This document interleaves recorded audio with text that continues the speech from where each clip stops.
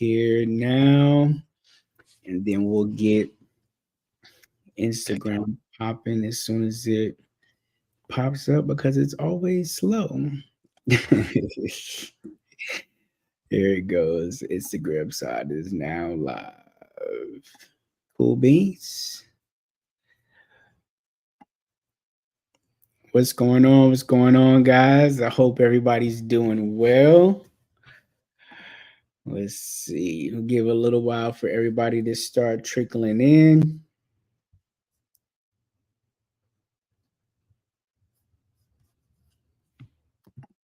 What's the weather like up there right now, man? Probably cooler than what you have right now. Yeah. It's been raining all week, man.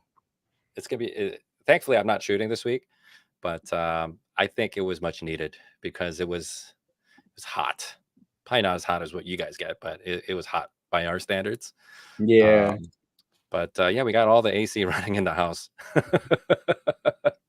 That's so funny. Like I have my AC. It was on earlier, but I have my AC off. But I got on this hoodie. Like I'm freezing in here right now. Uh-huh. I got to know what kind of clothes I got to bring down to Atlanta next month.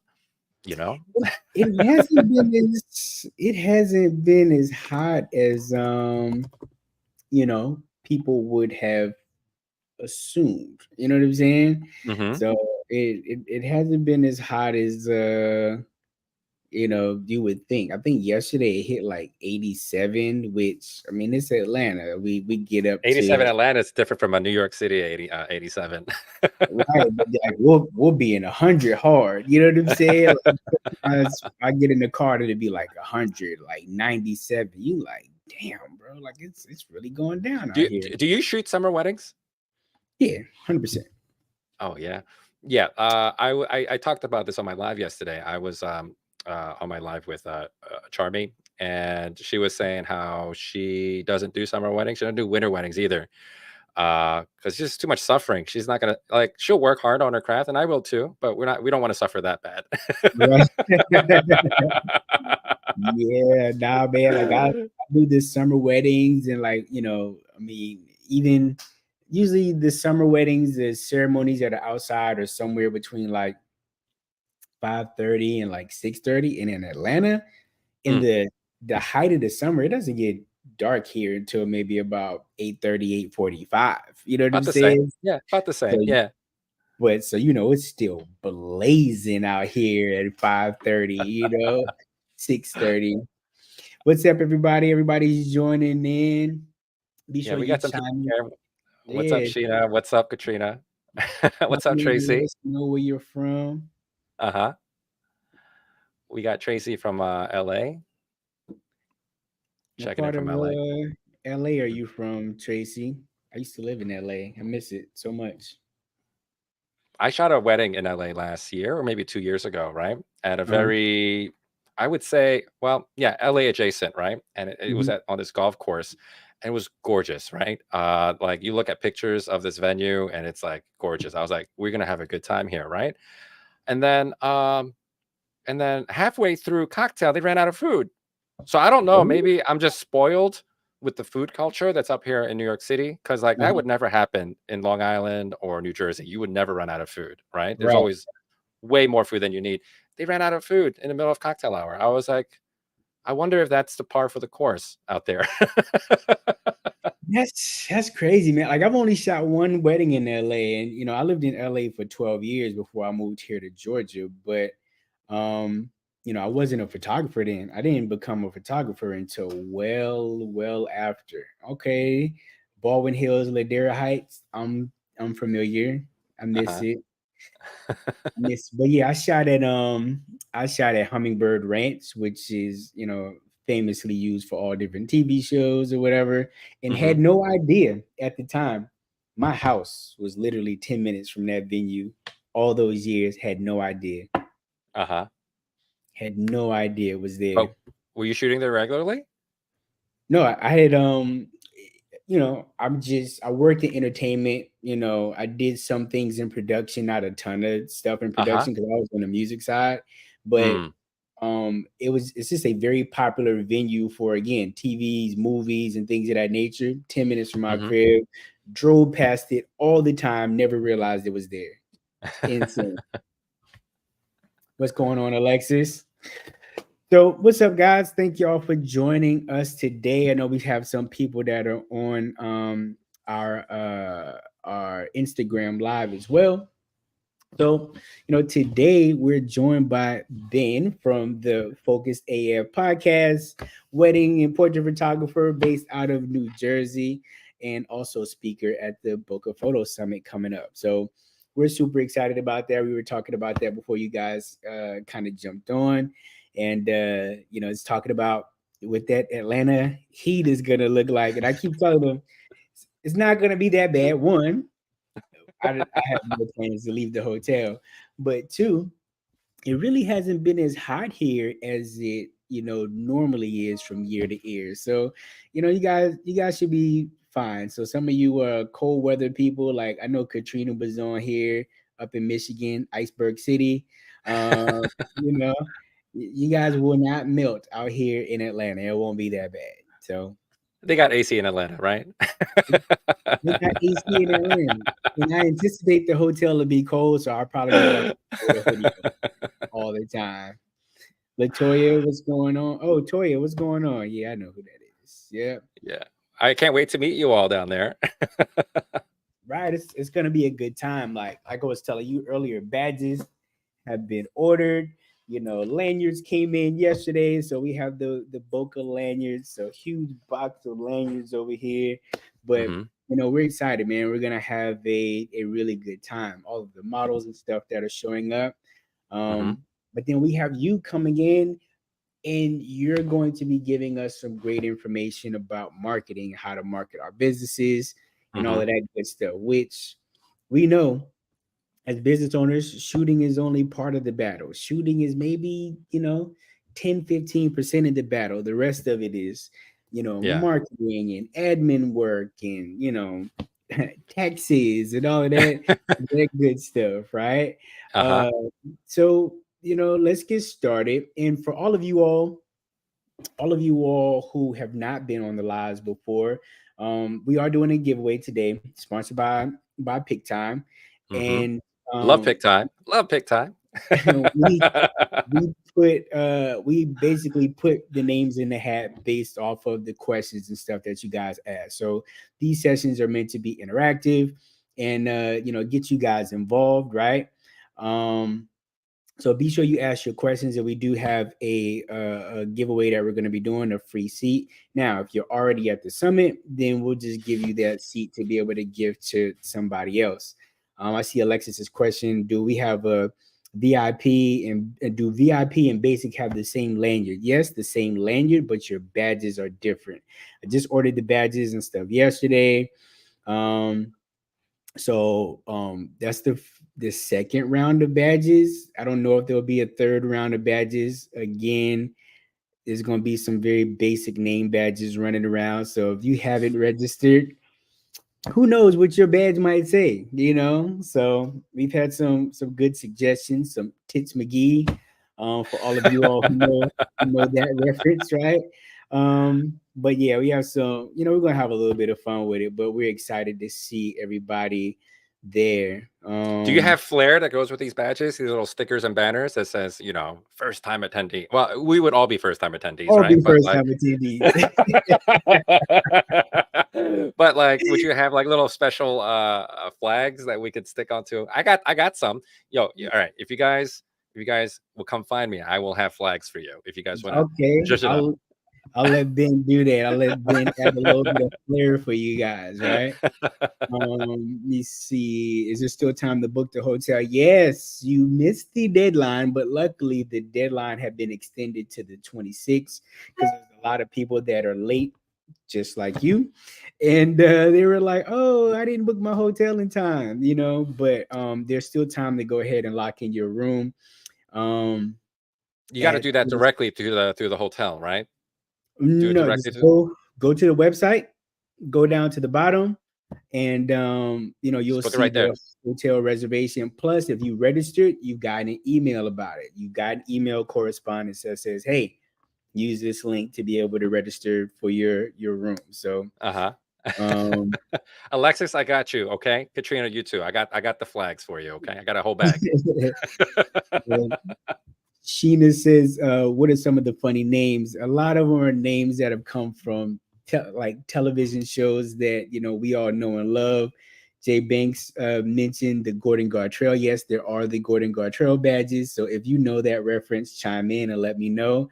But yeah, we got some really cool ones though. So, but people will definitely know that you relate to the party if you have one of those badges. So Mhm. again, so let's go ahead. You got something? What kind of recording is this? Is this like a PG-13, rated R? Is this explicit? Are Hey there man, things? clearly you didn't see me and Sal. Sal and Because I were off the yeah. chain. Well, because let me tell you something. I just got off a recording because I have a podcast with another husband and wife team. Actually, Andre was a special guest in ours. Maybe about a week or 2 weeks ago. You were a special guest in ours, and that should air in another week or so, right? But for our in person recordings, I'm a bartender and I make drinks for everyone. And for those who don't drink, I make mocktails, right? So next time I Oh, see you, I do owe you a drink, one way or the other, Andre. Okay. for But in any sure. case, today's drink was it was for a musician. We had a musician as a guest. He's a saxophone player, Nice. and I found this recipe online. It's called the Careless Whisper. Okay, let's whisper. As Okay. soon as it came in, as soon as it came into the studio, the recording studio, I had that like queued up, and I just had him come into the studio with some George Michael, and I had this Right. song, I had this drink waiting for him, and basically it's like a watermelon, martini, and I Oh, had like nice. mint in it. It's a little fancy drink. I'm a little bougie sometimes. Actually, that's Right. a lie. I'm bougie all the time. So that's what we're doing today. Oh, snap. Yeah, tell us a little bit about yourself, Ben. Like, because again, so for Ben and I actually just met last year in November in Vegas, and Uh-huh. you know, we had some mutual friends. We ended up crossing paths at a conference, and that's how we ended up, getting Uh-huh. acquainted. But tell us about yourself, because I know I've had the opportunity to meet you and your wife and learn a little bit about your business. But Uh-huh. tell the people what a little bit about yourself. I was just looking at the shirt that Denise made for her brother. You know, it's so funny. I have that slide in my presentation. It's a shirt that you got for 30 bucks. Well, this is what you get for 30 bucks. You know what I mean?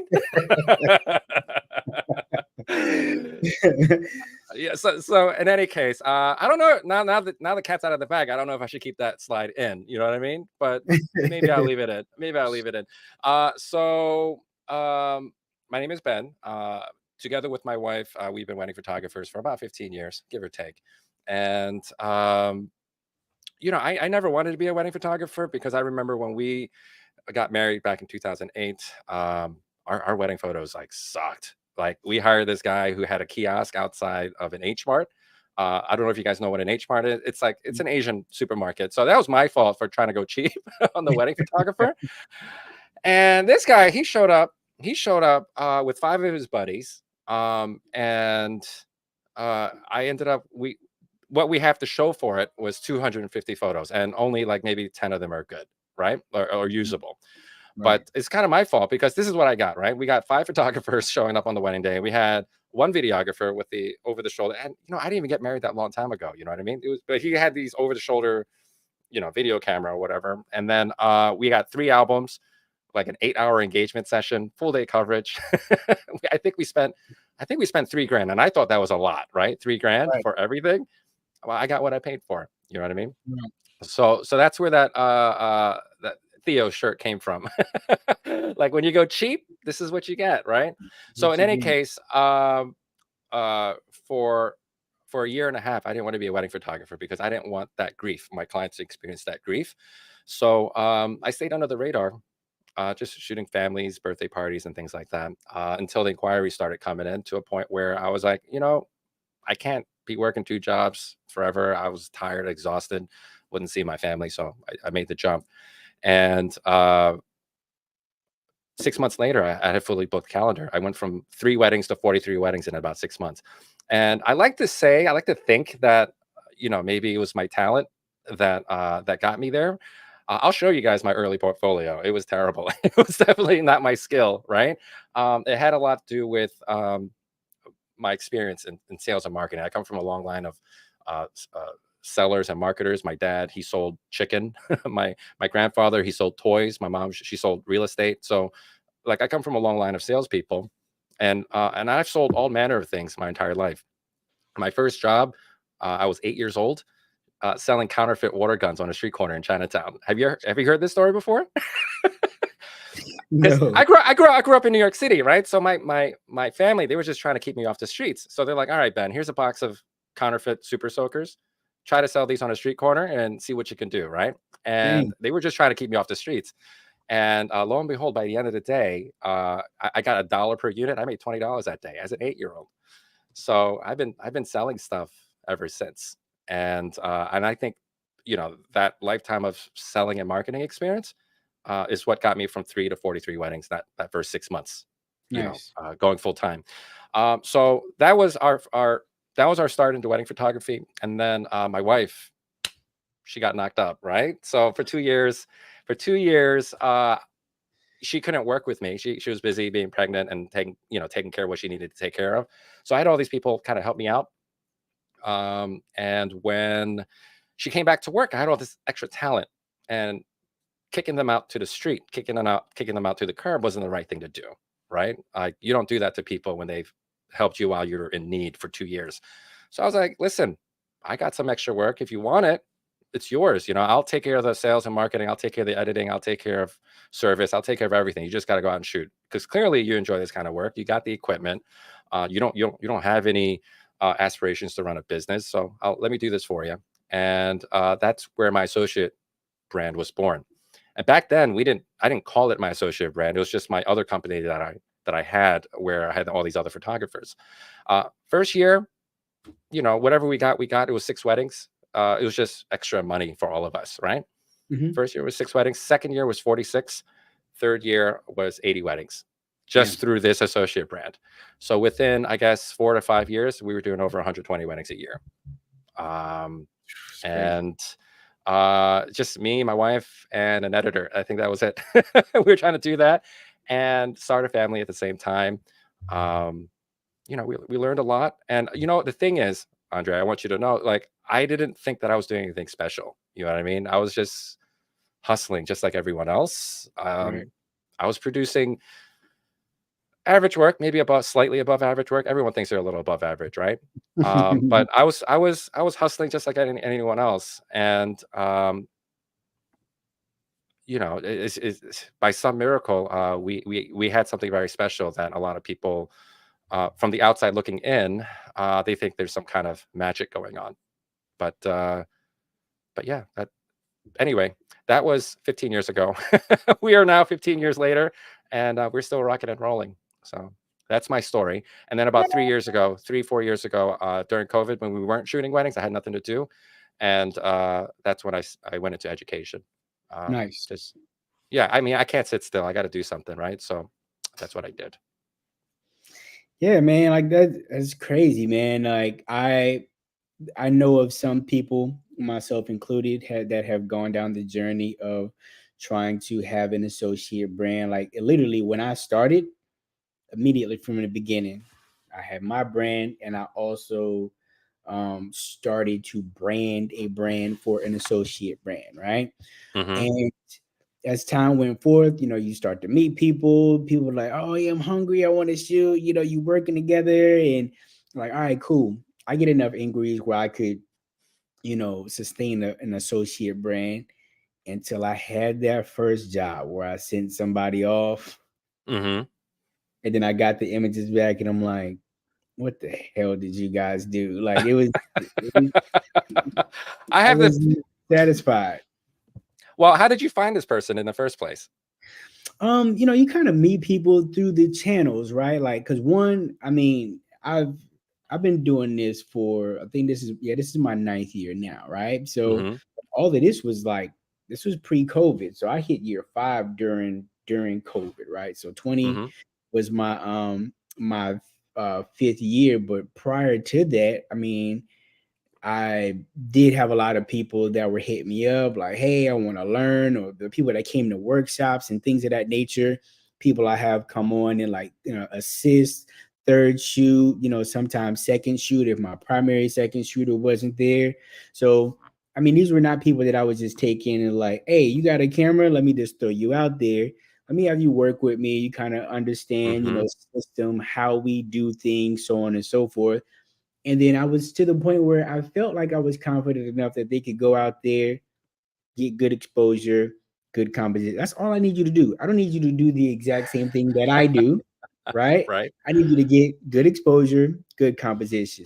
And then you get stuff back and you're like, bro, like my, my You're preaching to the dog could choir. get You're better, preaching to the choir, man.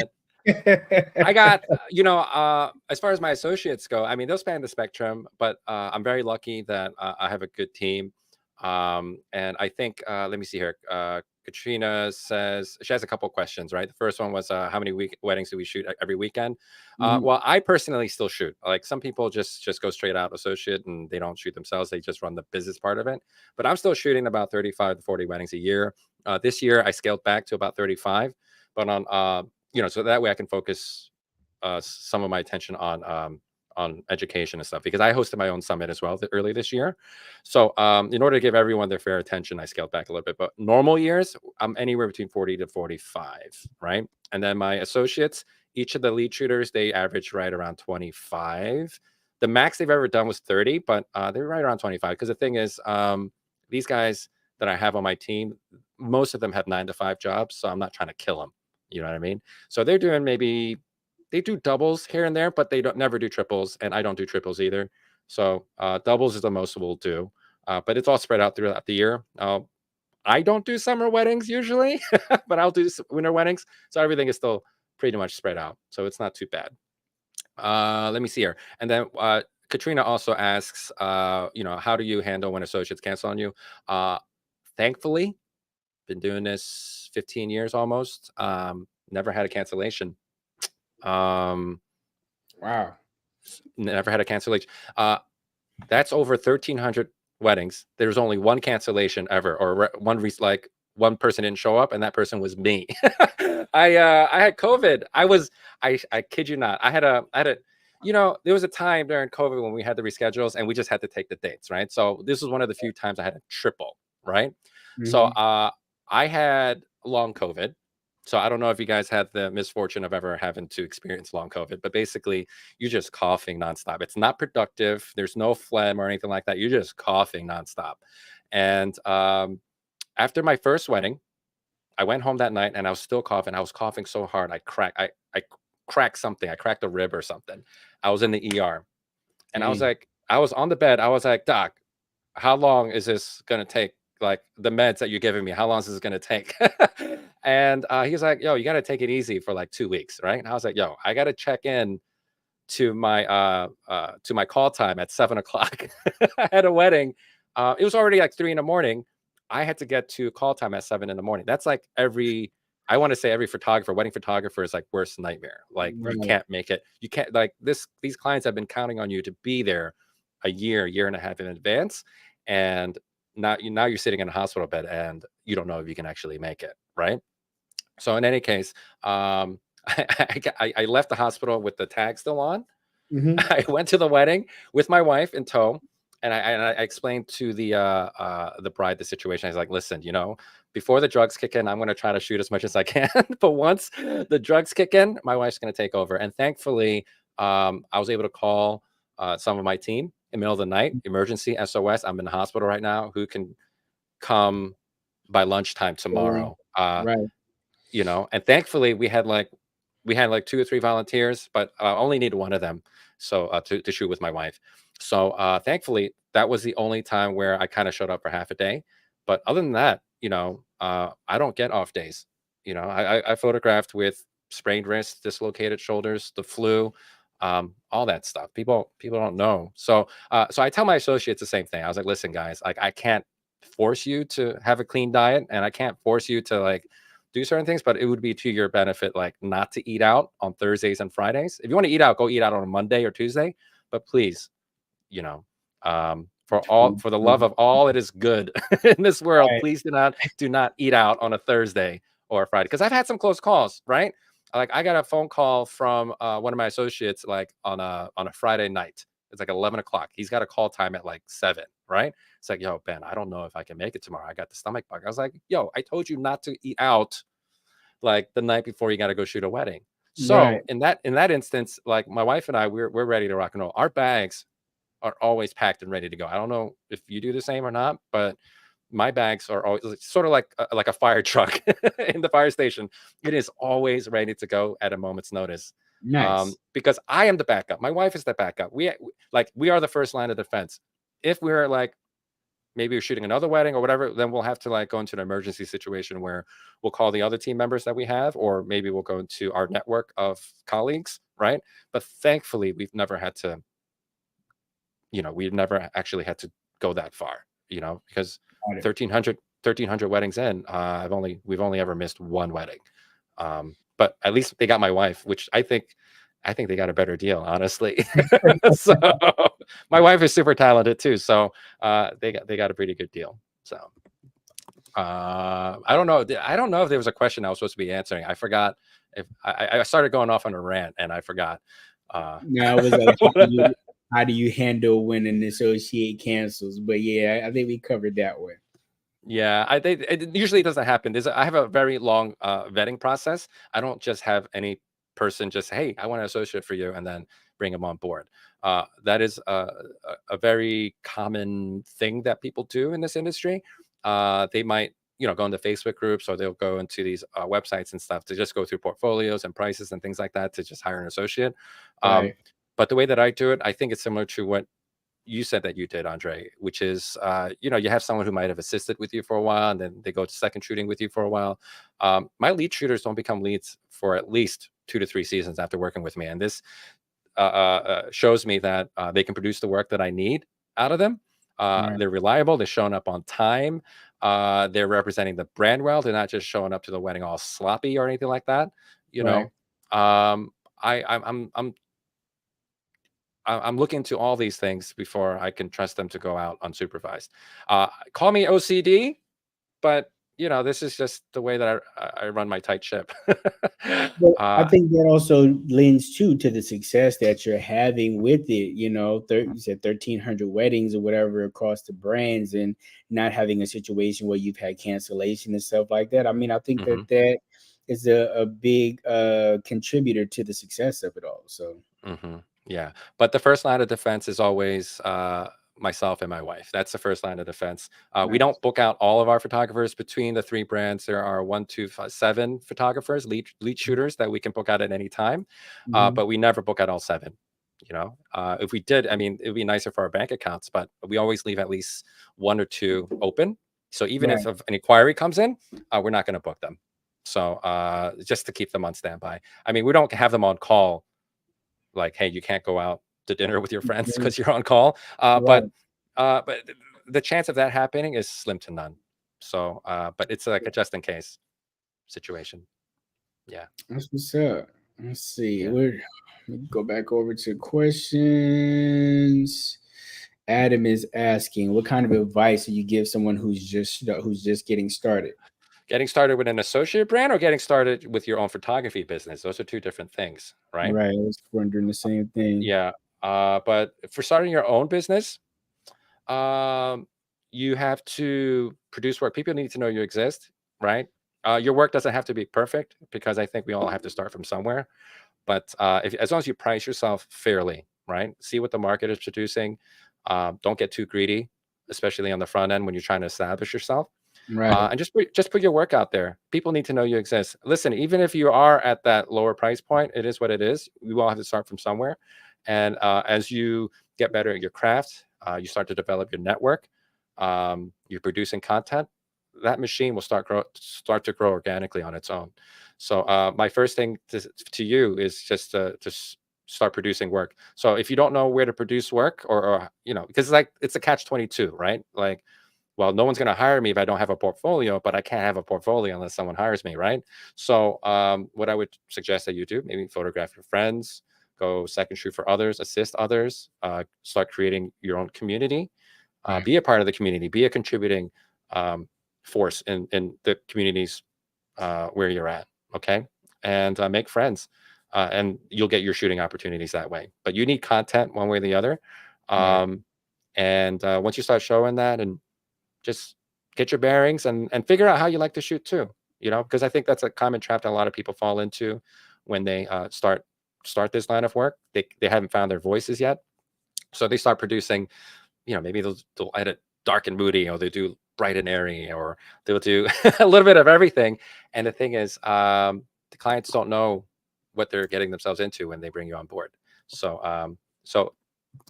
there is a benefit to kind of finding your way early on, um, uh, working with other photographers, seeing what's out there, shooting with a lot of people. Just learn when you're first starting out, and don't get too greedy with your pricing. You just want the opportunity to shoot as much as possible. What do you think, Andre? How was that Yeah. answer? Okay. 100%. Because the one thing that, and if you've been watching any of my broadcasts, the one thing I wish I did more of was second shoot.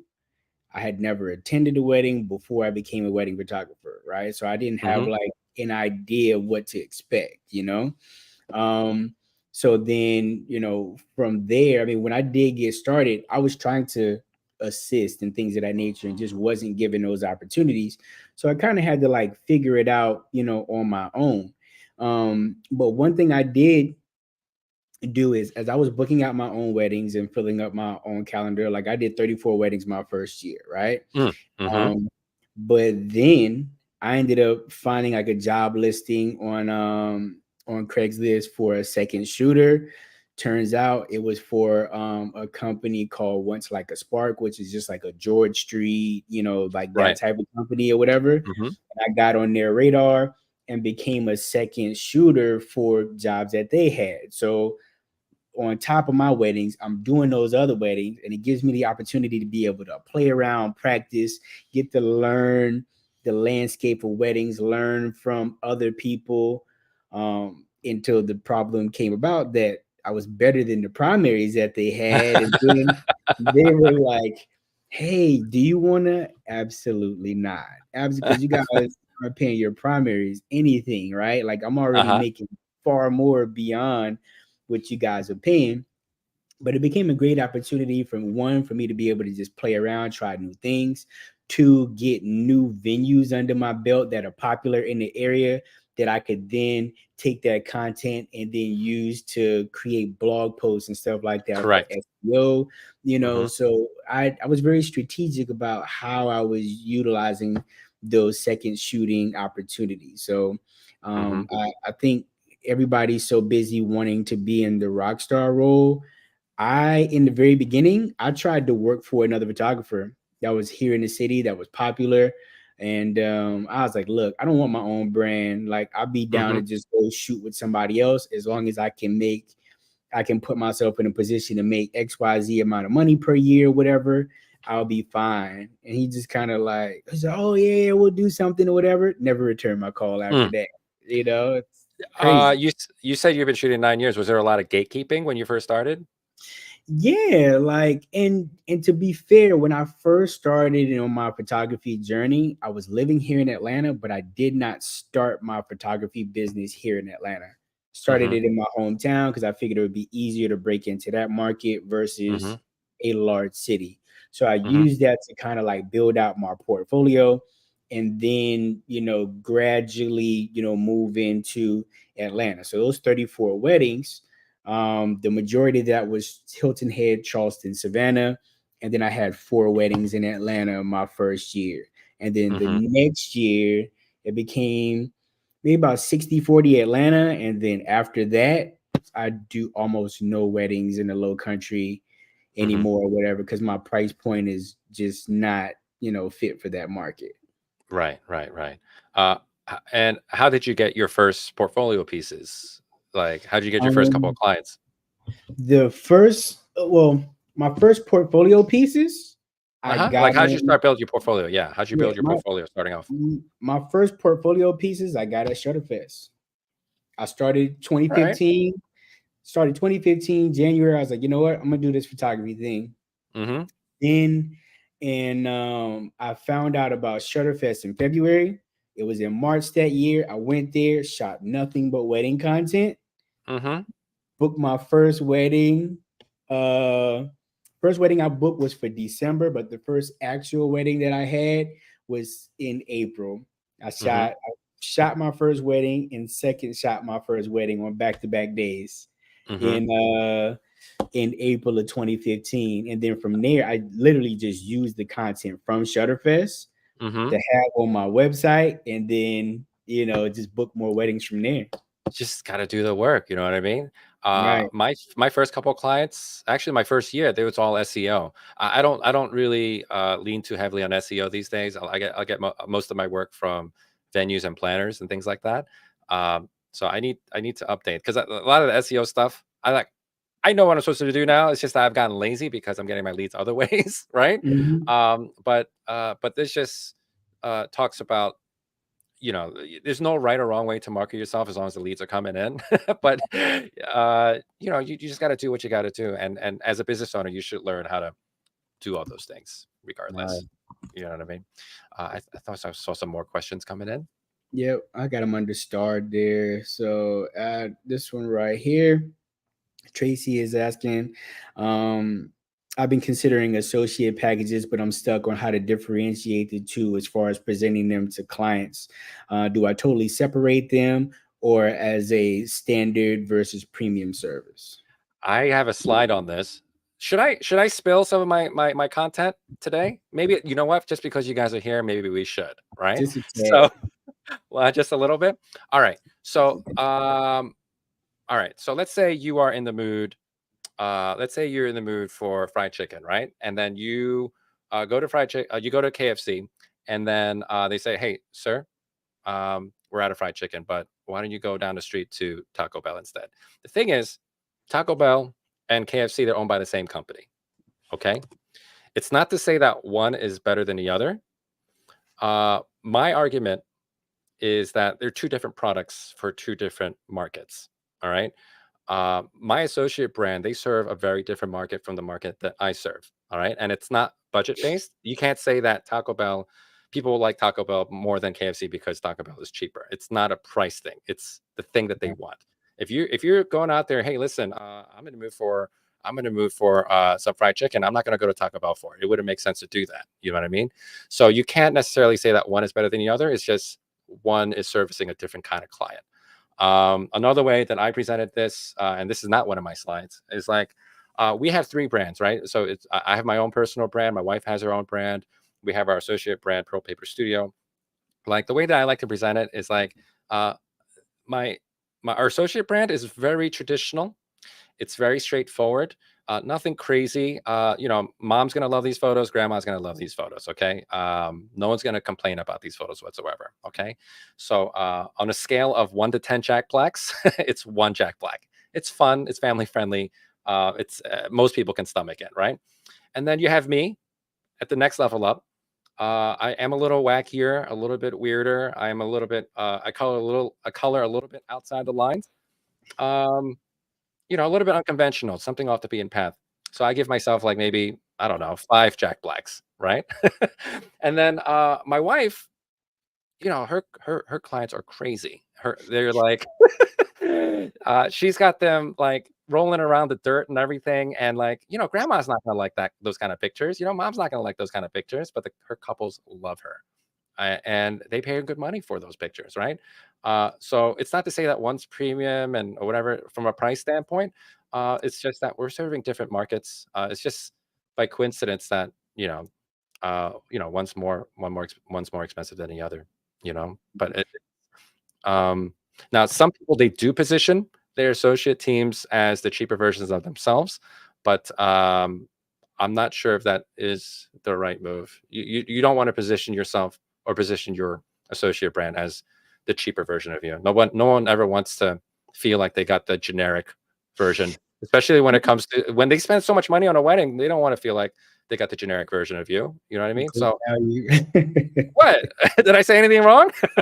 No, I said great value, the great value version, the You got Walmart the version. RC cola. You got the RC cola, of wedding photography. No, you don't want to position it that way. Not this is not to like shame on anyone who likes RC cola. It's Right. tasty. All right. Does RC cola sponsor you? Is that what they sponsor for the summit? Oh man. Yeah. Let's see. Hopefully I answered your question.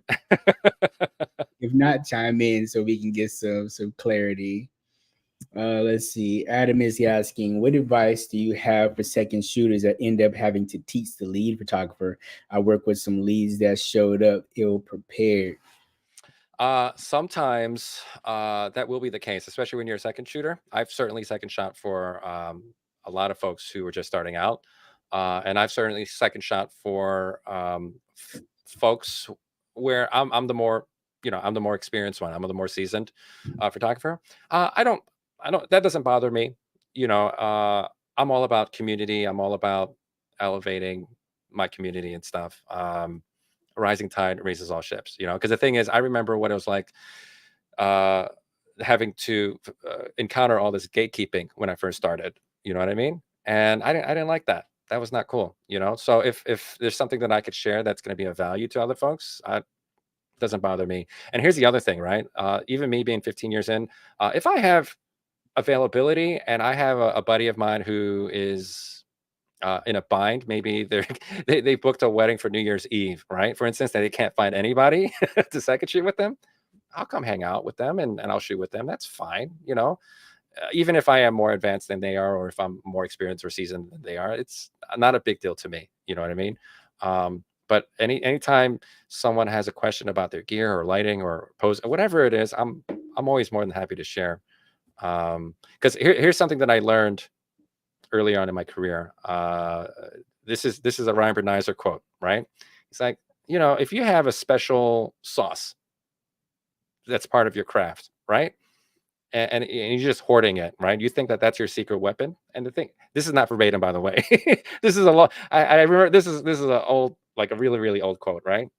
And he's like, listen, if you think that's your secret recipe and stuff, listen, nothing in this day and age is going to stay secret forever. So if you think that that is your ticket to just success and everything, you're only going to enjoy that success for a very short amount of time before other people figure out how to do it, and then now you got nothing. You know what I mean? You got nothing to compete on anymore because everyone's got that secret. Right. You know, so there's no point in keeping secrets from your colleagues because, um, yeah, it's not going to stay a secret forever. You know what I mean?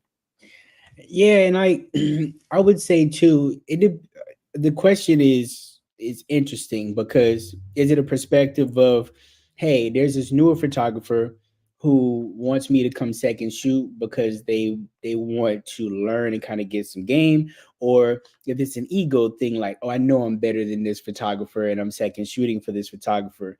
Now, that that is a different approach. One, I have no ego about whatever it is that I do. If I'm second shooting, I'm second shooting. It just kind of is what it is. I get done the things that need to get done.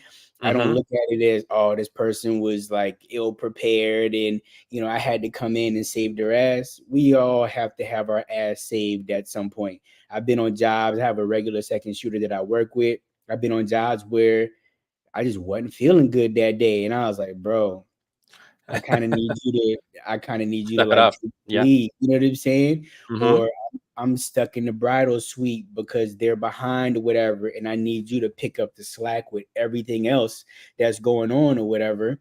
I mean, that's what we do. Like, that's why we're there as a team or whatever. Right. Yeah. But if there was a newer photographer that's like, look, I like what you do. I want to have you come in as a second shooter, kind of show me the ropes, give me a little bit of helping hand. I want to know what it is that they want to learn from me or whatever. I'm not just gonna come in there taking over, dictating or whatever. What do you need my assistance with? You're What the is second shooter. You're the second shooter turned into the lead shooter. Yeah, right, right. I booked this job and I'm getting paid all this money when I want to pay you a second shooter rate, right? Right. So I think it depends on like what perspective you're looking at it from. But like Ben said, rising tide, raises all ships, and that's what we should be here to do. And looking at it from that perspective, because you never know when you're gonna have that off day yourself, and you need that person to be like, "Hey, like, look, I'm just not feeling it today. I need you to save my ass." You know what I'm saying? so Yeah.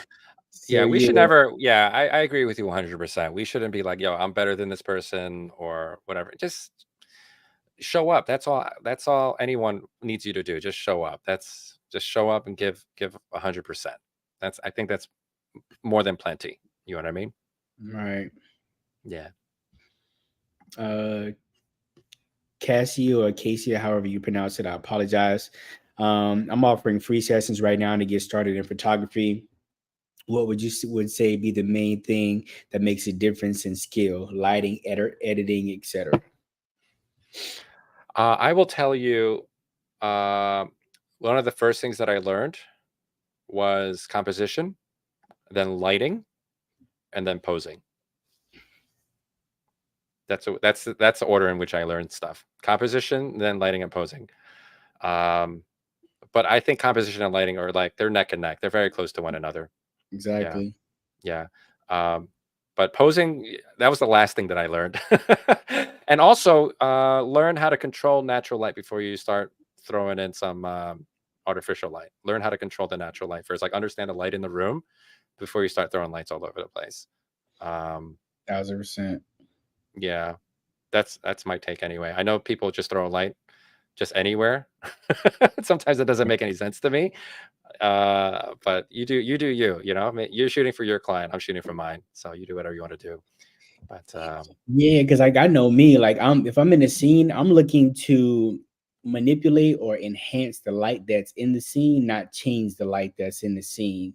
mhm, Um, on a wedding day type situation, because we're running and gunning. Like I'm not creating a Hollywood picture here or whatever, mhm, bringing the scrims, you know what I'm saying? Like I'm not doing all of that. I just want to enhance what's already there or make something that's not there. Sometimes you're in a bridal suite or groom suite that has no windows that where you can get directional light, so that you have to create your own right, directional light if you're a person that wants directional light, which I am, right? mhm, Uh, so yeah, definitely, because I think that would be a great suggestion. Composition, because lighting, you could be in a front light, broad light situation with natural or available light or whatever, and then you don't necessarily have to worry about lighting per se, right? And mhm, then lighting, learning how to manipulate the light in the scene, like you said, and then worry about posing and stuff later. You want to make yeah, people look comfortable, but you don't have to go crazy with posing. right. When the people feel comfortable with you, right? That body language is, in my experience, it's gonna be beautiful because it's natural. It's who they are, right? It's their natural chemistry. But what I will add to that, right? All the things that we're talking about right now, it has to do with your portfolio, creating beautiful images and stuff, right? But if you're just starting out, you're building a portfolio, what I would say is the number one most important thing is that relationship that you have with that person in front of you, right? Make that experience just off the charts incredible, because I can't stress to you how important it is to start growing that network as early as possible. Start growing that referral network as early as possible, right? Get them screaming your name from every rooftop. So even if the pictures are not going to win you any awards, that's such a great experience with you. You're going to get some grace when it comes to people going through your portfolio. Maybe you cut off someone's ankle by accident, right? You made some mistakes here and there. It's going to be more forgiving. It's going to be better for your business because you're serving your clients um, with this incredible experience that you're giving them. You know what I mean? So your portfolio is important, but it's not as important as the experience that you're giving them. So I would Correct. focus on that first. All right, that's my 2 cents.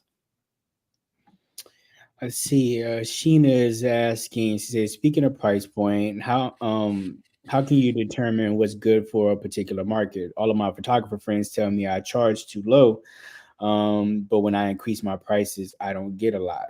You got to stop listening to your friends. I remember when I first started, I had some, uh, big time rock star photographers in my market who said I was charging too little, right? But the thing was, I was shooting 40, 50 weddings a year. She was shooting like maybe 10 or 15. You know what I mean? And honestly, at that point in my career, my priority was to shoot volume because the thing is, I much rather have 40 best men, 40 maids of honors, 40 mothers of the bride, 40 mothers of the groom, 40 maitre d's, 40 florists talking about Right. me as opposed to 15. Does that make sense? Right. So, from a scaling standpoint, I wanted to have as many relationships as I could possibly get into my funnel. So that way I can build this machine that'll produce leads for me. Okay. So when I'm at that lower price point, I'm looking at the big picture here. Yes, it's true. I'm earning less per client. However, in the big picture of things, I'm making an honest living. I'm not killing myself. I take nice vacations too. You know what I mean? So like, um, I'm okay shooting 40 weddings a year. Would it be nice to make the same amount shooting 15 weddings a year? Sure. But my marketing is so much easier when I'm doing 40 weddings a year compared to like doing 15 or 10. You know what I mean? Yeah. You know? So in any case, as far as figuring out the price that's right for your associates, I won't be covering this at my talk, but um, the way that I do it is based on two things.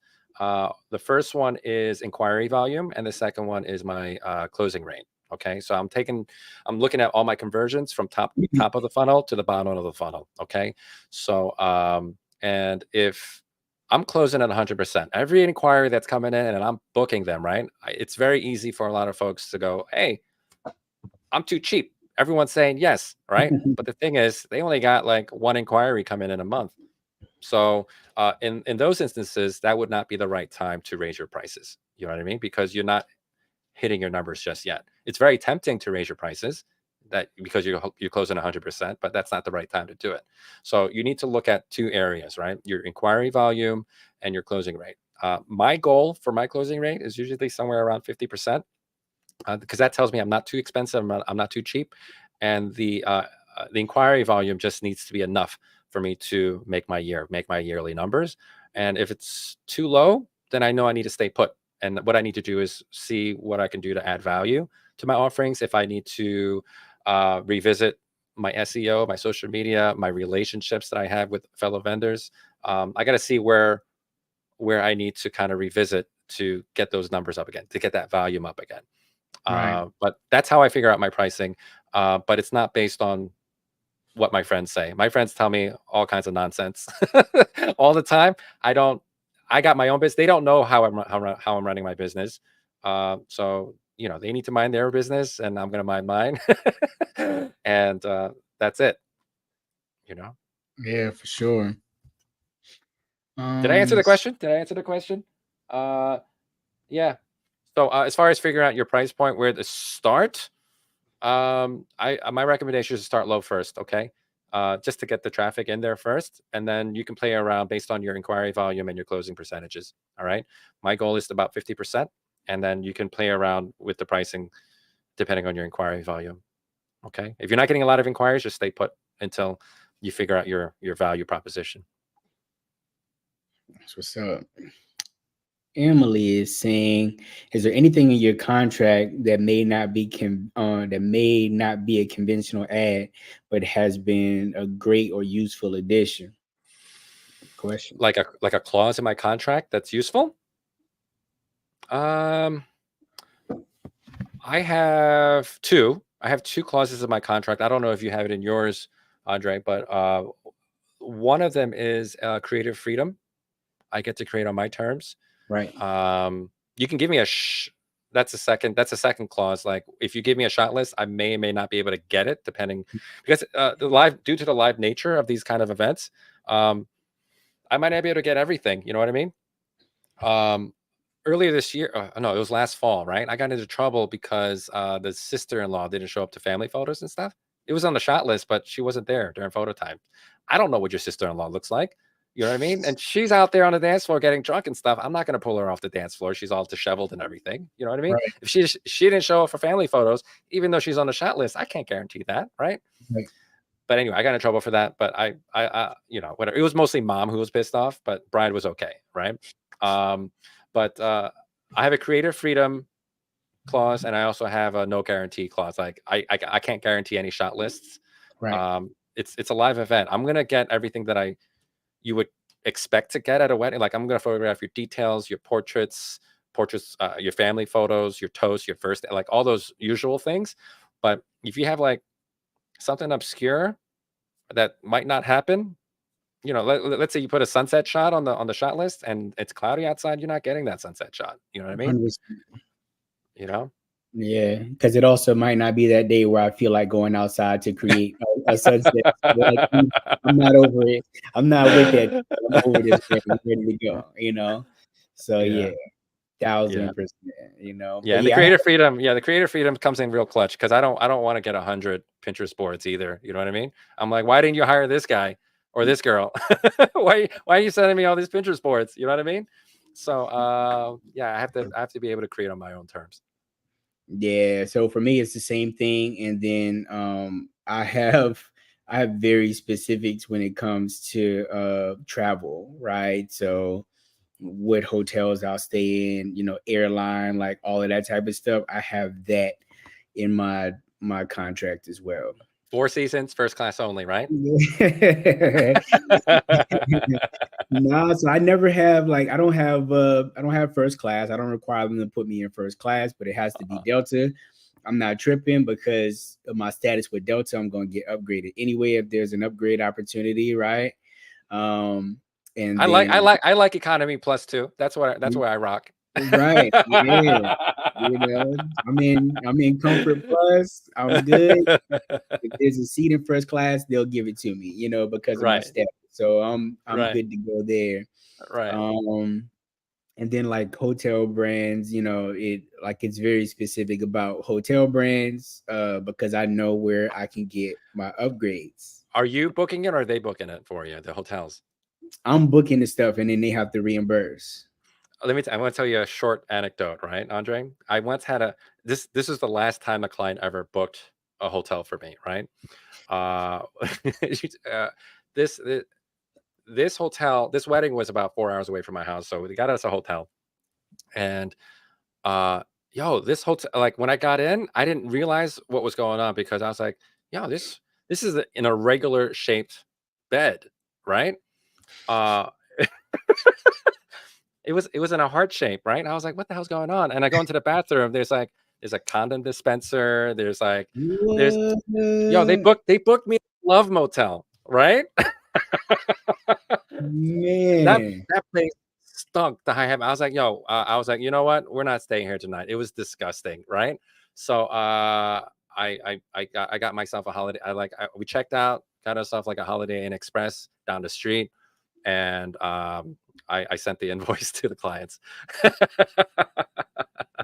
Yeah, nah. So So I like, yeah, we don't do that anymore. Yeah. so flights I have to book. Hotels I'll let them book, but the contract is very specific with the particular hotels. And as a matter of fact, the it states that I have to stay where they stay. Oh, okay. I have to stay where they stay because I'm not lugging gear back and forth, like all of that type of stuff or Uh whatever. huh. So, if you're at J Mountain, I gotta be at J Mountain. You know what I'm Mm-hmm. saying? So that Mm-hmm. is that is the clause. But again, still within particular brands because I know where I have status. I know where I'll get the upgrades. Mm-hmm. Yeah.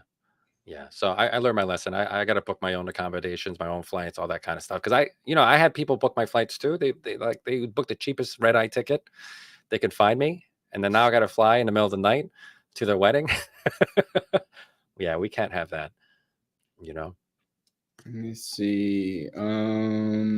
That was Emily. Let's take this one off. Alexis Katrina. Alexis says that you're bougie. I, I am a little bougie. I'm not even gonna lie. I'm that meme that you see that's like, oh, when you see people sitting at the gate in the airport, you like, peasant, right? Because I'm in the lounge. I'm in the You want to lounge. see my? You see my? Look at this. That's my regular coffee mug right here, man. You and I, Right. we can be bougie together. Right. Yeah, man. Like I'm good, man. Like I'm gonna be at the lounge. I'm gonna be kicking it, whatever. I'm not waiting at the gate. You know what I'm saying? Like, nah. I had my first lounge experience last year, right? It was What? amazing. I got free booze and free drinks and food. I got to lay down, showers and all. I was like, this is incredible. I can't believe like I've been I'm telling my wife I want to go to the airport early, just a little earlier, just so I can hang out in the lounge. Let's go hang out in the lounge, man. Like let's go to the lounge. I can get in there. If I have any editing to do, I'll do that because I'll connect to the Wi-Fi that's in there, whatever. Again, Uh-huh. free drinks if you want to drink. There's free food if you want to eat. I Right. usually try to do that in the morning, so I don't eat that early. Uh-huh. But on those days where I'm hungry in the morning, you know, I'm there, man. Exactly. Is there a difference in price for your associate leads versus second shooter for you? I have a second shooter rate and I have an associate rate. So depending on their job duties, um, it because it's a level of difficulty of the work description, the job description. So the more they have on their shoulders, the more, of course, the more I'm going to pay them, right?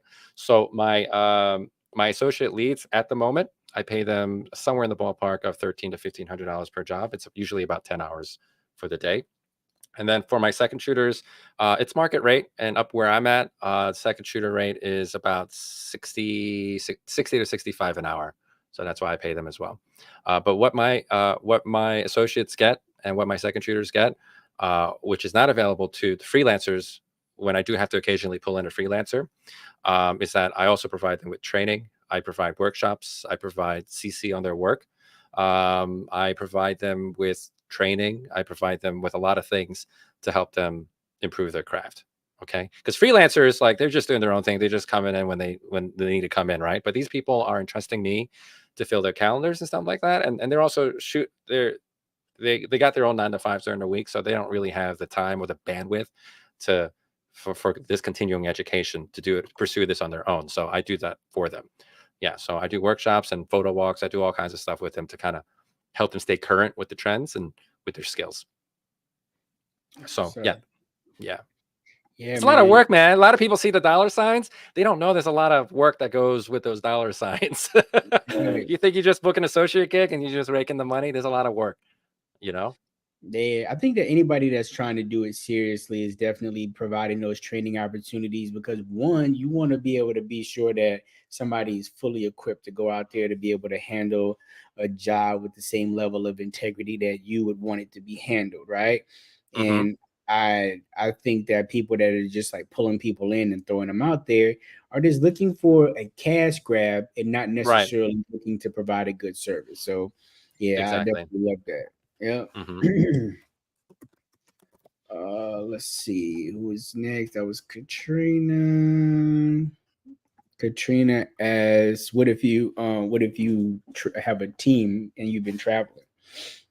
What about travel if you have a team coming with you?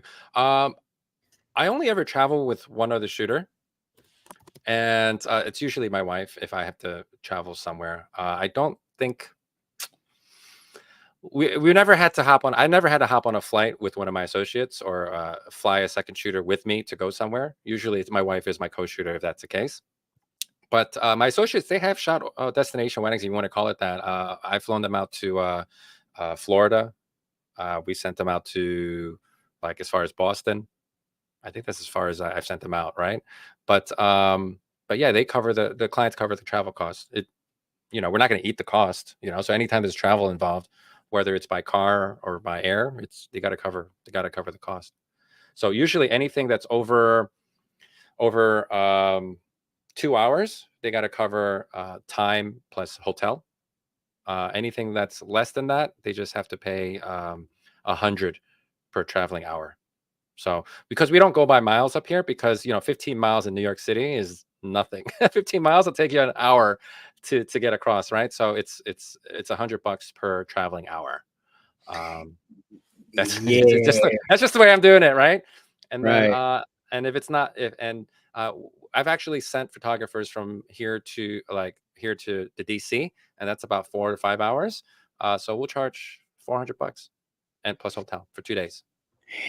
For me, I'll do anything more than an hour outside of Metro Atlanta is a $250 travel fee. And then anything more than 3 hours requires a flight because I'm not driving further than that. Yeah. Help me get my status for the next. That's how you enjoy your free drinks and food in the Exactly. lounge, right? That's how you get your 1000%. upgrades. Right. Yeah, but clients have to pay for it. That's all. You Yep. know. Yeah. Yeah. Mike said, I just tuned in. How did you come about getting all the needs for your contracts? Every time I get a complaint. Every time there's Right. sometimes you got to eat your mistakes and then you count that as a lesson. That's your tuition. And you make your corrections from there, right?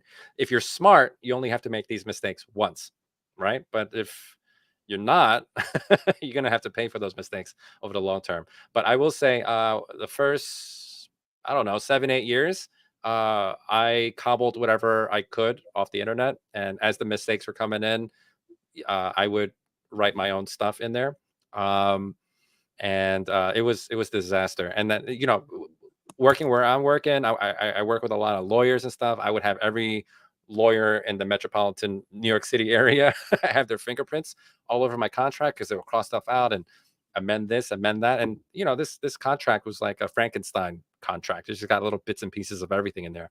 So I finally hired a lawyer to actually draft me a legit contract. And it wasn't even that expensive. I should have done this much, much earlier. And now I'm better protected. And that's what you should do. Don't go cheap on your contract because this is the thing that's supposed to protect you, right? Right. I spent maybe $500 on this contract. So spend the money. It's better than getting sued by your clients, and you got to Yeah. cover the cost of the job. You know what I mean? So yeah, Right. get it professionally done. Yeah, spend that money, man. Like I started off with like a template, like in the beginning. The only advantage that I had in that is that when I worked in the entertainment business, um, over time I got to understand contracts a lot to the point where I was doing my own contract negotiations. So there were things that I knew there was language and stuff like that that I knew that gave me the edge to be able to create my own. And then if for some reason there was some language that I needed to add that I wanted to be sure that I was covered across all bases, then I ended up, reaching out to, attorney in order to be able to be sure that I was secure. And that was maybe like year two or whatever. But now half my clients are attorneys, you Hmm. know. So you do have those like pain in the ass people that's like they're an attorney, so they want to go They want to back show you and how smart they are. They want to show you how forth. smart they are. Yeah. And I'm like, I'm cool. Don't worry about it. I don't need your money. You know what I'm saying? And then they usually like just kind of like chill out because my contract is extremely fair, right? Hmm. It's not one sided one way or the other or whatever. So once somebody starts to go back and forth with me about my contract, I know you're just being a jerk. And then I don't want to be bothered because I already know that's going to open up a whole nother level of problems with you later on. So Right. Yeah. that's kind of that. Pay money to a good lawyer to get a good contract. It's a business expense. Just take care of it. That's all. Cool. G is asking, how do you market yourself as a location wedding photographer? I'm Like in my own market, or like assuming local, or how do maybe they're talking about maybe they're in one destination and trying to market towards another. We'll go to the next one, chime in G and kind of clarify that for us a little bit. Okay. I'll keep it on the board.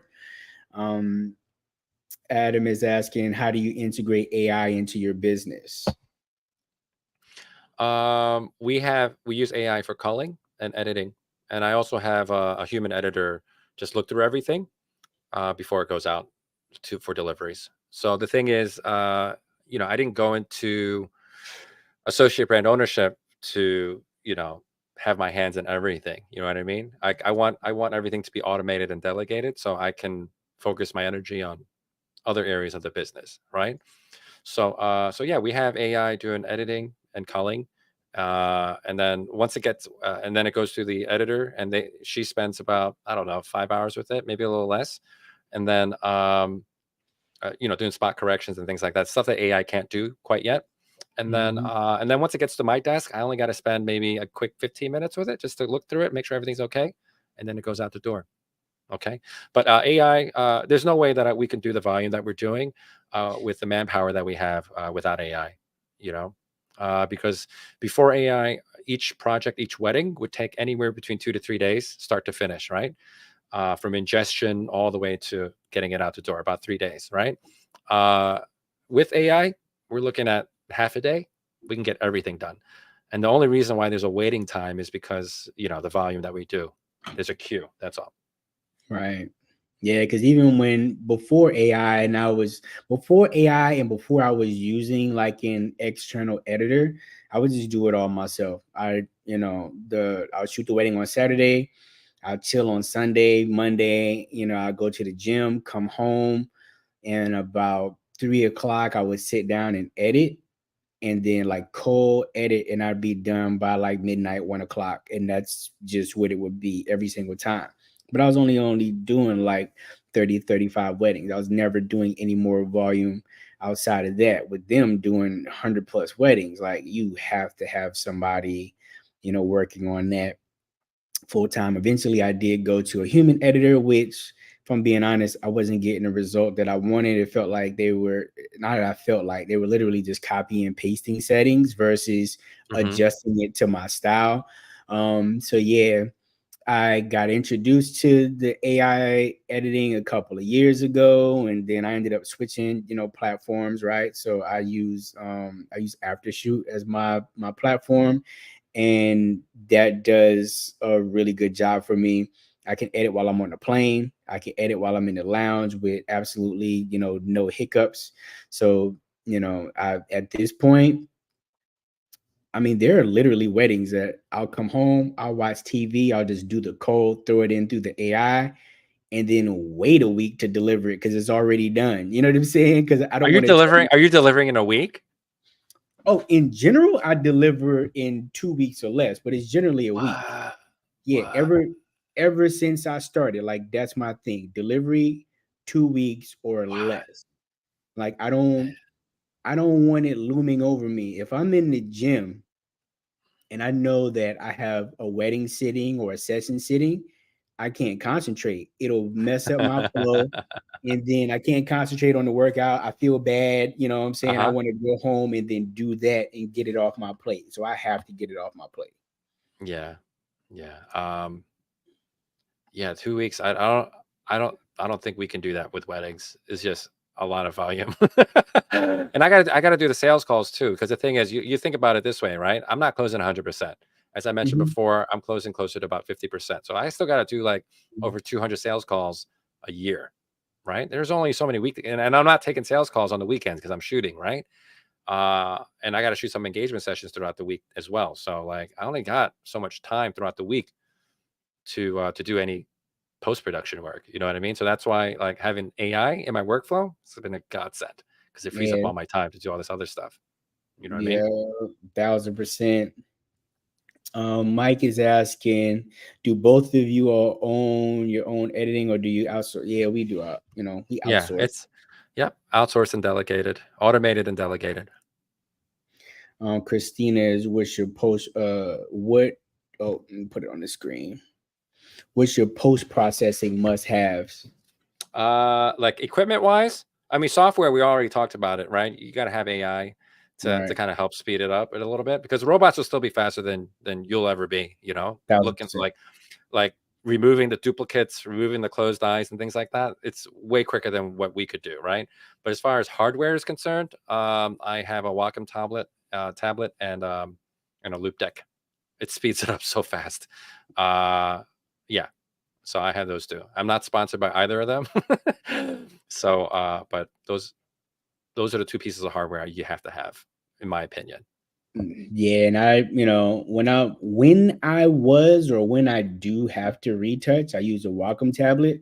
Outside of that, I almost don't touch that tablet anymore. I think it's It's literally right here next to my desk, right? So I don't really touch it anymore, but I started outsourcing the majority of my retouches years ago because again, it just became like a large volume thing. And I found a guy who was just amazing overseas.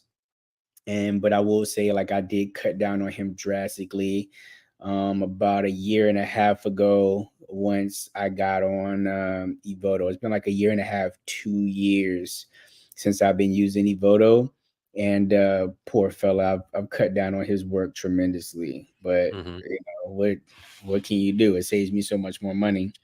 Yeah, I got a question that came in from my personal channels, right? Cool. Moses Cruz from New Jersey wants to know what our hair care regimen is for the both of us. What's our hair care regimen? What kind of hair products do we use? H2O, yeah, that's about it. You know, that's about With it. friends like that, who needs enemies, right? Yeah. Right. Let's see where Tracy is asking, do you prefer wedding packages that include products, album wall art, etc., or post wedding product sales? Good question. You want to go first? Sure. I prefer to have my packages that have products inside of them. Um, because I also do post wedding sales, right? Hmm. My post wedding sales process is to upgrade them from, I won't use that term because I might have clients watching. I from the basic stuff that's in that package to the nice stuff that I really want them to have, right? Hmm. So bare bones basics is what comes inside of the actual package, and then there's upgrade paths. That way I don't have to throw all of that cost into the wedding package in the beginning, and they don't feel obligated that they have to do it right now, and then they can save some money or come to grips with the fact that I really want this, and then after the wedding then they can upgrade. So even in my top wedding package, like there's a really nice album, there's like a small piece of wall art, whatever. That particular package is 9,000, but cost of goods on that for me is like it's like 10%, right? But then Hmm. when I get them to upgrade after the fact, cost of goods on that is, I want to say it's like 20%, but Hmm. already got that 10% that's included in that first package or whatever. So now once they add that, post wedding package, that's an additional $4,000, right? But it's only costing me a little more than, I think I want to say it's 1,250, and they've already paid for 900 of that in the initial package. So all of the rest of that money is gravy. So Right. now I've taken them from this $9,000 package to a $13,000 package, and it didn't cost me any extra time or money or resources. Right. As far as how I do it, we just started an IPS business model about a year and a half ago, and it's been working out really well for us. For a long time, we were gallery only, but now we have a design team who does the IPS for us. Again, like I got a family. I time is a luxury for me now. You know what I mean? So like I don't have the bandwidth or the time to do the IPS, because to do IPS properly, you need to have the time commitment to spend with each of those clients to serve them properly, right? So in any case, what we do is there is a little bit of product inside the package. I only got one package just to keep things simple. I only got one package and it's got a little album in there. And at the very least, I can get them into this micro commitment that they are going to get some product. All right. And it lowers the barrier, it lowers the resistance a little bit. And, they're usually on board. And then after the wedding is over, depending on how many envelopes they got on the wedding day, they're going to upgrade. The more envelopes they got, the more they're upgrading. You know what I mean? But just like what you said, on the front end, maybe they're not quite ready, or maybe they're not quite there yet to commit all that upfront, but on the back end, it's usually an easier conversation to have. Right. They know where the dust have settled in different areas. They've had an opportunity to now, because my clients see their images, if they're local, they see their images for the first time in front of me at the studio. So we go through a little slideshow. Now I'm showing them the actual album. This is the album that you have, you know. It's the not so cute one that's kind of hidden away in the cabinet. But Right? these are the other ones, right? And Uh-huh. generally, when they're in a situation, they're comparing apples to apples. They're like, "Well, shit, yeah, of course, I Yeah. want the big boy." You know what I'm saying? Um, let's see really quickly. I need to jump over to Instagram because we had a question over there. Corey, I hope you're still there. It's asking favorite lenses to capture with and why. I guess I can go first. My favorite lens is a 35. Uh, I can yeah, I see love that my in you. 35. You see Yeah. it? Yeah. It allows I can get a wide shot if I need to, but a lot of my work is a little bit more intimate. I can get a little closer to them. I want to be close to them, not just the picture being close to them. I want to be physically close to them so I can engage with them, interact with them. Because, like, listen, the 7200 is a beautiful lens. The 85 is a beautiful lens too. But the thing is, I'm all the way on the other side of the park yelling instructions at them, right? It's a different feeling. It's a beautiful image, don't get me wrong, right? But I the experience and the interaction that I have with my clients, it's a little bit more intimate. So the 35 gives me that, you know. Um, but yeah, I love my 35. That's my go-to for everything. Yeah, I could definitely see that. Once you said it, I could see it in like the work that you sent over for us to be able to use for the show. Most definitely. Hmm. And just a reminder, guys, because I know we're winding down to the last bit of questions or whatever, but just a reminder, if you're not here during the giveaway, I will give it away to the next person. So yeah, so just keep that in mind. If you've been on any of the lives before, you know that some people have definitely missed out on that free ticket. But Right. for me, I'm actually the opposite. I do my favorite lens all time. It's always been 70 to 200. I love the compression that I get from the lens. I love the bokeh that comes from it because of that Hmm. compression. I will say though, when the 28 to 70 came out, I I do use that more than anything else now. But my 70 to 200 is definitely my it still has the most fondest place in my heart still. So It's a gorgeous lens. When I had it, I loved it. Uh, it's just so heavy, man, and I'm lazy. So, so you put a 7200 and you got all these gizmos and gadgets that are on it. Oh my god, it thing's heavy, man. So yeah. I'm lazy too. Let's see. Adam is asking, what CRM are you using? 17 hats. Also, what's a good platform for generating leads? CRM, I use Tave. I've been with them since I want to say 2014, something like that. I haven't looked back. I have no reason. It's not broken, and there's no need for me to fix it. So I Right. know there are a lot of platforms out there supported by great people, but I've never had an issue with Tave, so I have no reason to leave. Um, so yeah, that's who I use. How about you? I use 17 hats. I've had 17 hats since I started in 2015. Found them at Hmm. Shutterfest. In truth, I had it for 2 years before I actually used it. And then when I did start using it, it was very much so just for like contracting and invoices. Until I was able to, get a firm understanding of what it was that I wanted to do with workflows. And if you guys know me, I deem myself workflow king.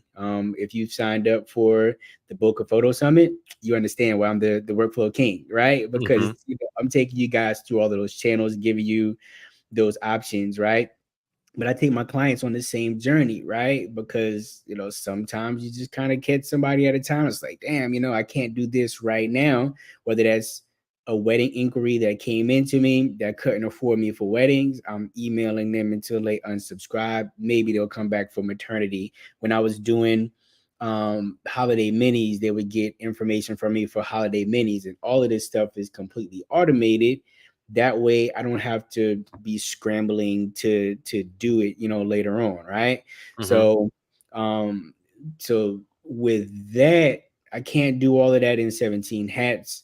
Um so I do use disruptor marketing to be able to handle all of my non-client facing things, like and when I say non-client, I'm talking about even the clients who are done with me through the wedding process, through the maternity or boudoir process. They're still in funnels that send them information for other shoots and stuff like that to be able to take advantage of, and I'm able to automate that through disruptor. So I've been using that configuration that I have now for about two and a half years or something like that now, right? So yeah, for sure. Yeah, but for generating leads, what platform? What can we get clarification on that question? What's a So great platform for generating leads? for me it's disruptor because I handle Uh, all the lead stuff in there. I can handle it ties directly into my Facebook ads, right?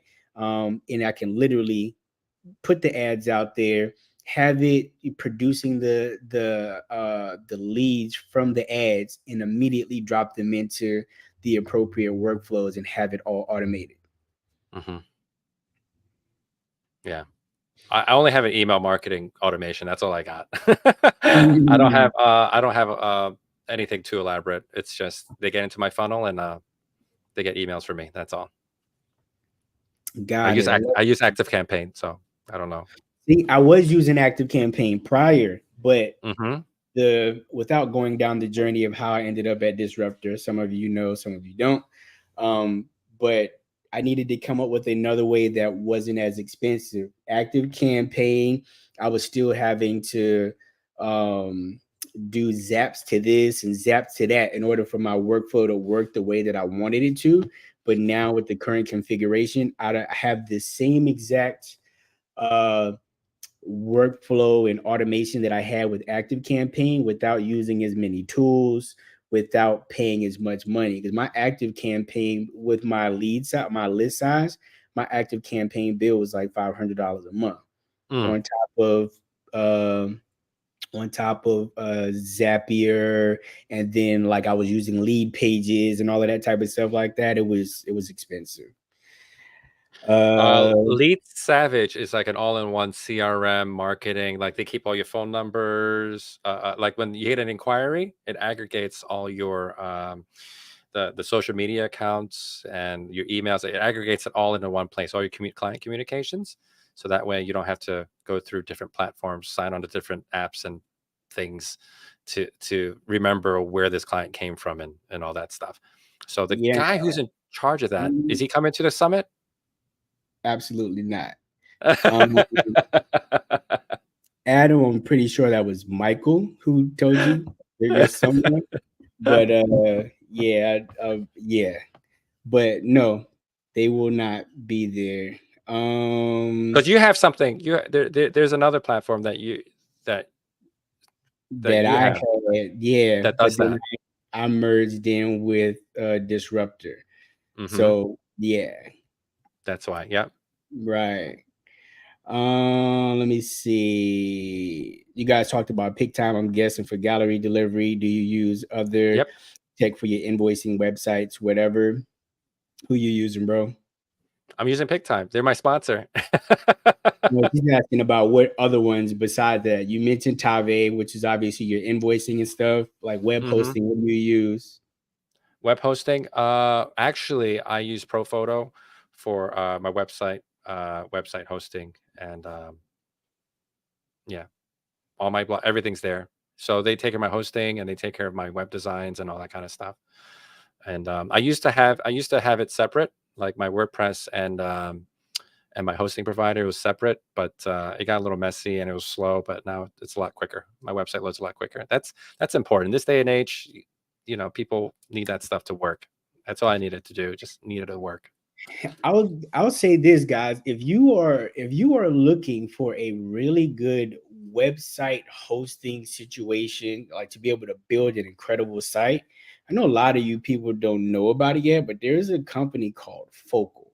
I was introduced to Focal a couple of years ago, Hmm. and had I found Focal 3 months earlier, that's what I would be using. The website is built automatic based on AI. It does all your text and all of this stuff like that for you.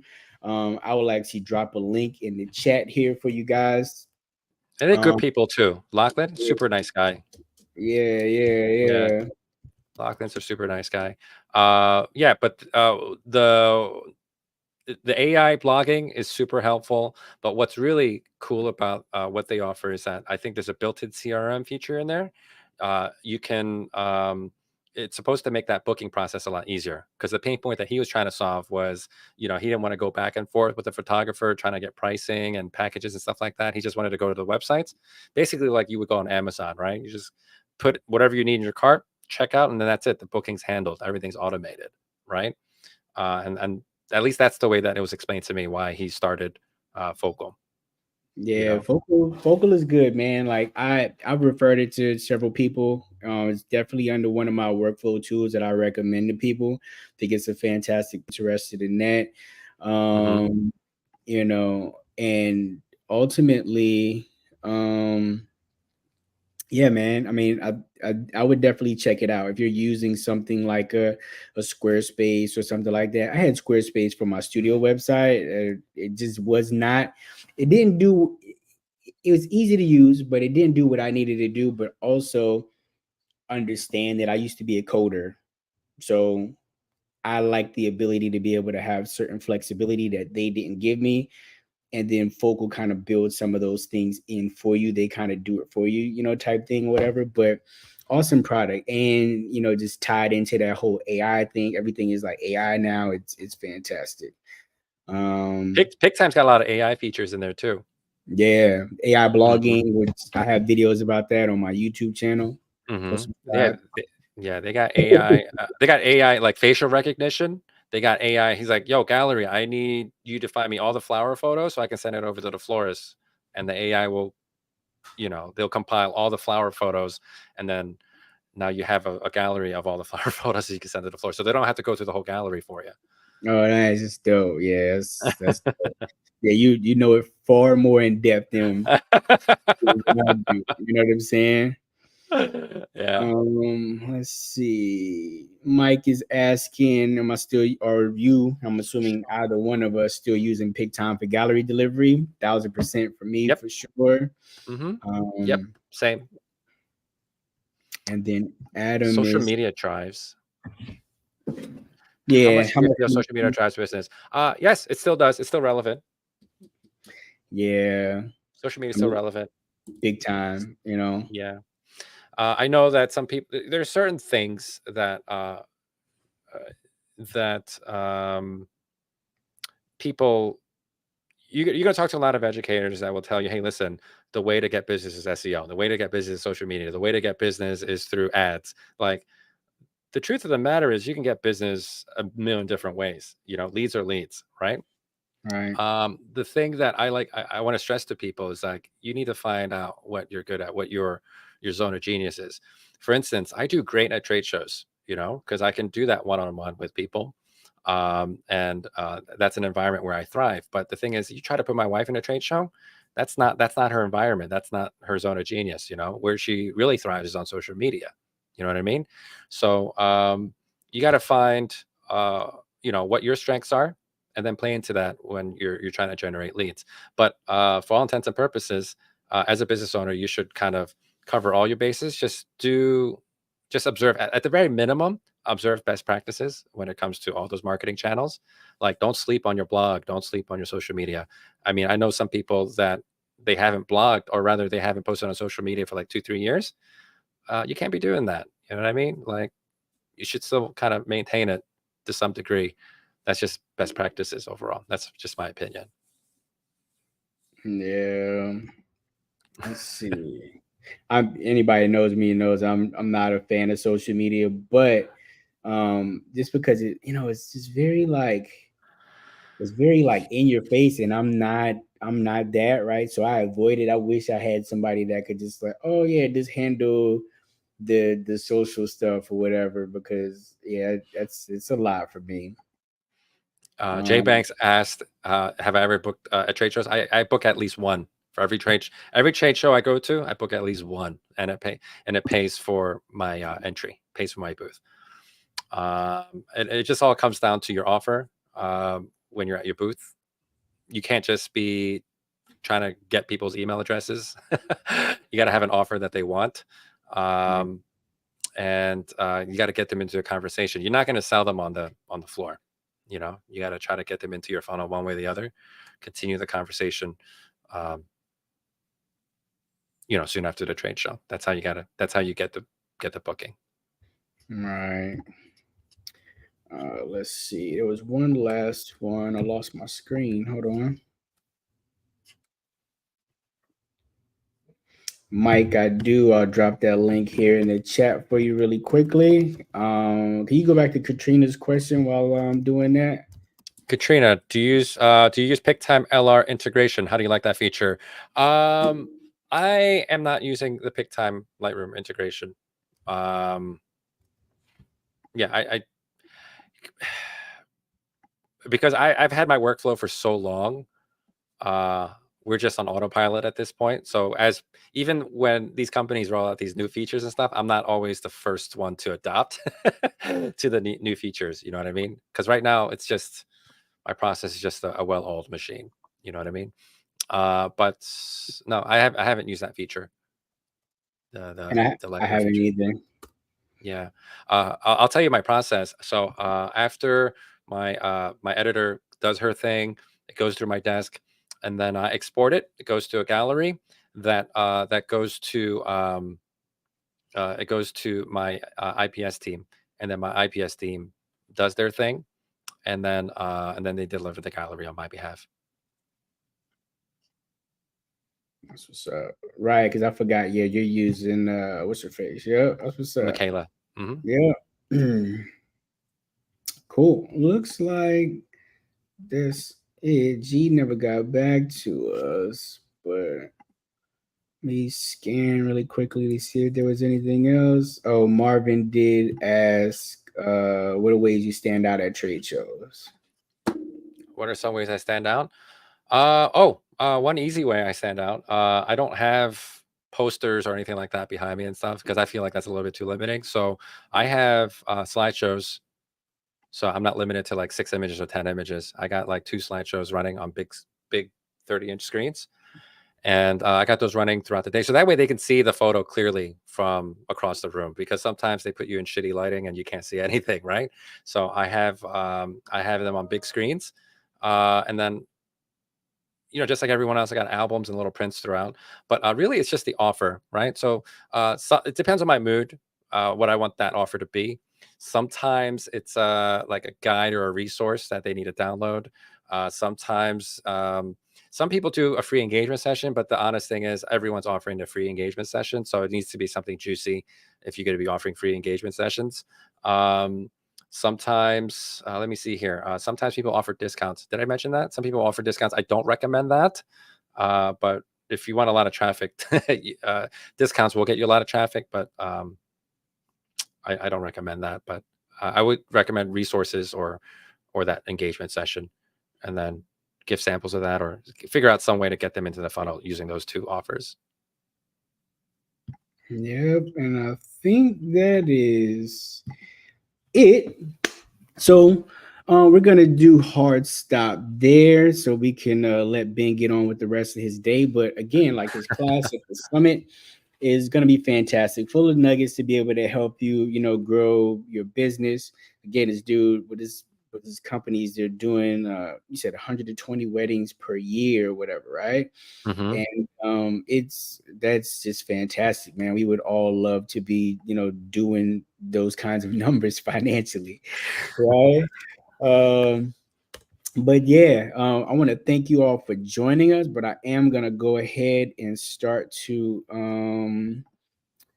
get this going with this giveaway. Remember, if you aren't here, we will pass it on to somebody else. So let me get our share screen going. Present. Done this a million times. Don't ask me why. Oh, there it is. Okay. So cool. This is so So with cool. all, yeah, asking all of the questions I'm going through, being sure I get everybody's information, and then like compiling it over to the side there. But let's get rid of that so we can see our screen. So let's see who is going to get this giveaway to the summit. Mike Lewis, are you still in here, Mike?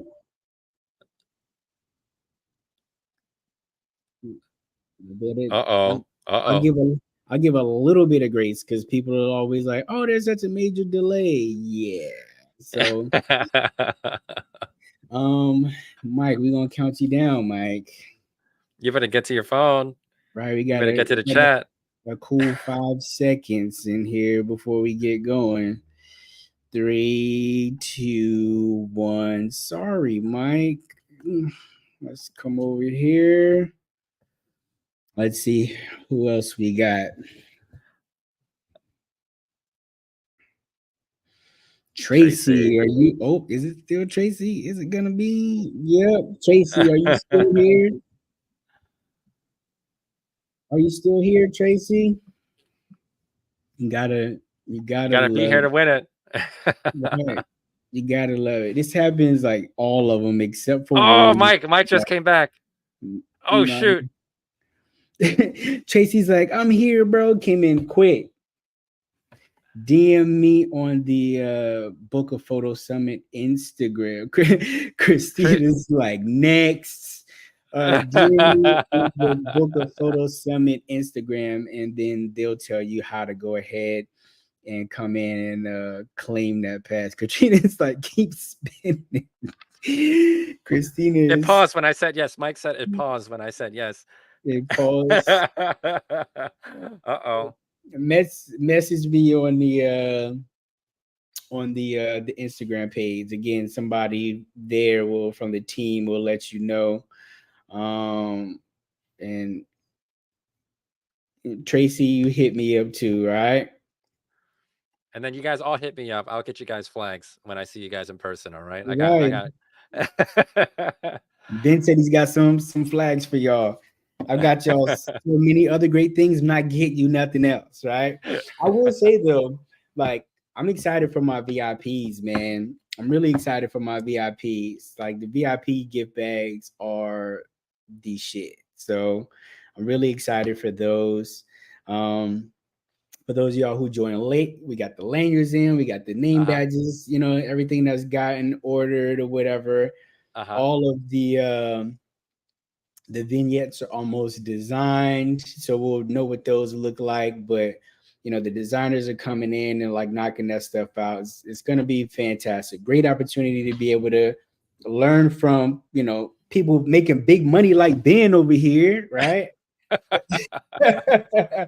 And be able to grow your portfolio, because like I said before, like me, I built my initial portfolio at Shutterfest, which was fantastic. But once I started branching out and wanting to do more higher end like studio portrait type things, I had to make that investment myself. But I understand that many of you cannot afford to be able to have a designer come in and spend $3,000 or $4,000 on a setup for floral and these things of that nature. So we got a lot of awesome vignettes and stuff like that to be able to seen as like VIP here, right? But we got some great vignettes and stuff like that for you guys to be able to shoot on and add some really high end stuff to your portfolio. My wedding peeps that signed up for my reception lighting class, we've already gone through the decorations on what that reception space is going to look like. It is amazing. I'm really looking forward to that. Yeah, and then of course we're gonna have the gala the last night. So if you guys haven't signed up yet, which I know a couple of you in here personally that haven't signed up yet, I won't give you this, right? But no, I'm kidding. But definitely something that you want to be sure that you come in and check out. It's going to be fantastic. So Ben, thank you for joining us. Any final Thank words, you. bro? No, I left my Instagram handle in the chat. I didn't set up my headline right when we Good started, enough. but y'all can find me on Instagram, Ben Lau Photo, and Got it. hopefully you guys can connect with me there if you guys want. Yeah, Jay That's pretty Banks is much it. asking, is the gala black tie? Yes, yes, it is. Ben and I had a conversation about that the other day. He's like, I gotta find something. So No, we're good. We're good. We're good. I got it. It's my you wife's has got good? to find something. My wife's got to find something. So Right. we're gonna show up. You know what I mean? Also, last words.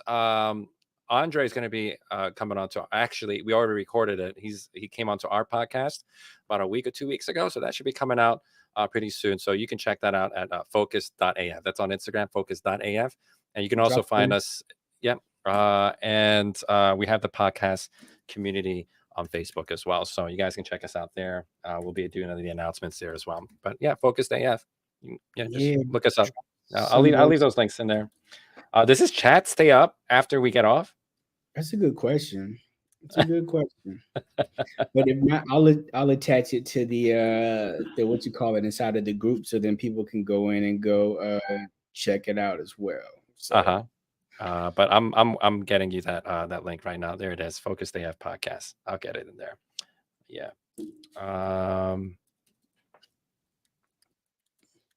Boom. There it is. Oh shoot. Did I do it right? No, I didn't. Give me 1 second. I'm so bad.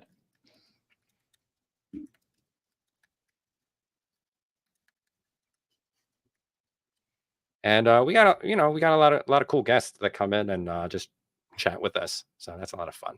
There it is. yeah, I've been seeing the clips more recently, from I guess the latest episode with Ben from Yamin. Uh-huh. Yeah, he's a cool Yeah, guy. It was fun. That was my favorite. Well, no, they're all my favorites, right? But that was a really good one. That was a really good episode. You guys need to check it out. Ben Davis from Yamin Studios. You guys need yeah, to check it out. Ben's my buddy. Mike hit me up. Tracy hit me up in the chat. Not in the chat, but on Instagram, like I said. Marvin, let's talk. When I see you in Atlanta, let's talk, okay? Cool beans. Well, again, thank you, everybody. Thank you, Ben, again for your time. We ran a little longer than I anticipated, but thanks again, guys. We actually have the last Meet the Speakers coming up next week, and that's going to be with my buddy Ivan Duran. So I've been knowing Ivan for a few years now. One of my image comp buddies. Latoya asking for access to the replay of this not podcast. Wow, Marvin's got me saying podcast now. Of this, it'll be on my YouTube channel. It's actually streaming there right now, and once it's all said and done, it'll be live on there. You can go back and watch it though. But other than that, man, thank you guys. Thank you very much. If you're not a member of the group already, go ahead and jump over in the group. We are in the middle of our July photo challenge. So you kind of missed that, but the August photo challenge is going to be coming up as well. We have some awesome giveaways. I was talking to the sponsor for next month's